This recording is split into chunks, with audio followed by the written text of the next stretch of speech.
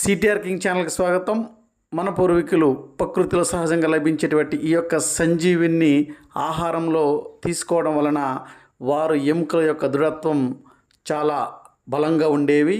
అంటే ఇక్కడ ప్రస్తుత కాలంలో మన పిల్లలు చూస్తే పరిగెత్తినా, ఆటలాడుకున్నా లేదా కోతికొమ్మచాట ఆడినా వారు ఎక్కడ పడ్డ వెంటనే అక్కడ క్రాక్ ఇవ్వడం లేదా బోన్ తప్పిపోవడం, విరగడం, ఇటువంటి సమస్యలు ఎన్నో వస్తూ ఉన్నాయి. అంటే మన పూర్వీకులకి మనకి తేడా ఏమిటంటే, మన పూర్వీకులు ఔషధాలతో కలిసినటువంటి ఆహారాన్ని భుజించేవాళ్ళు.